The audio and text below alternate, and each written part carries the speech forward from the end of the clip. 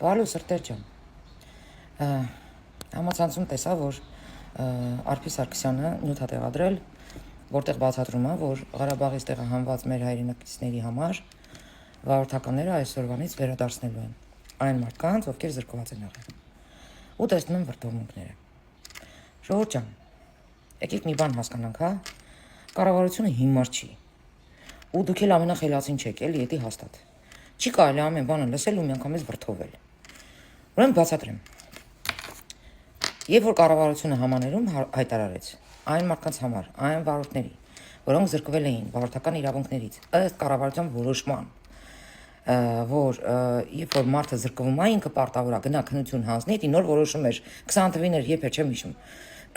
Ըստ այդ որոշմամբ մարդիկ զրկվել էին իրենց վարորդականներից ու հետո պետք է գնային, նորից քննություններ հանձնեին եւ այլն եւ այլն։ Կառավարությունը հայտարարեց համաներում, որտեղ շատ մարդիկ կան, որ դա իրանց աշխատանքն է, իրանց հացի այդ փողը գումարը վաստակելու հնարն է, ասենք կառավարությունը լոյալ մոտեցավ այս հարցին ու համաներում հայտարարեց։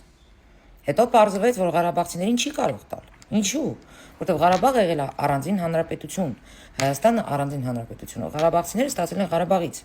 Այդ իրանց վարորդականները,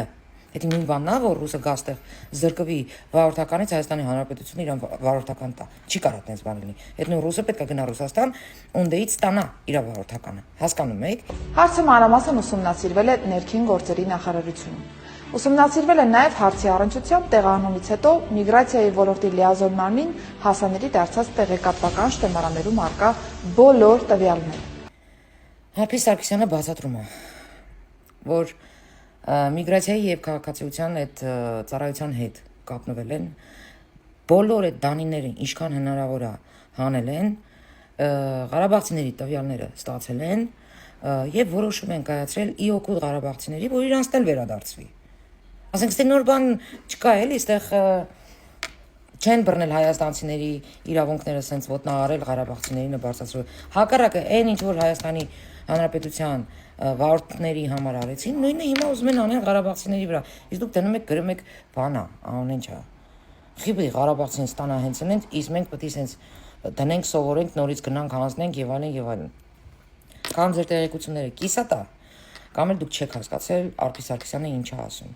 Հանգիստ եղեք, Արփի Սարգսյանը հիմար չի, շատ խելացի նախարար է ու գիտի ինչ է անում։ Ուղղակի մի քիչ էլ եթե ինչ որ մի բան ձեզ նեղում է, չգիտեմ, հուզվում եք այդ ամեն ինչից, մի փոքր պրոստը խորացեք, կամ այդ հարց գրեք, կարող է խելացի մարդիկ հայտնվեն, ձեզ բացատրեն, ինչու նախնդիր, այլ ոչ թե հելեք, սենց միանգամից վրդովված բաներ գրեք։ Սենց էլի։ Ասենք ղարաբաղցիները հիմա տեղափոխվել են ստեղ։ Ղարաբաղը գոյություն չունի։ Որտե՞ց պիտի ստանան։ Իսկ դուսա գալիս եթե համաներումը լինում է Հայաստանի Հանրապետության քաղաքացիների համար, իսկ ղարաբաղցիների համար չէ, այստեղ արդեն ոնց որ ասում են արդար չի ստացվում։ Մեկի համար այո, մյուսի համար ոչ։ Հիմա բերել են այդ արդար հարթակ, որ բոլորի համար լինի այդ համաներումը։ Միակ խնդրանքս Արփի Սարգսյանին, Տիկին Սարգսյան,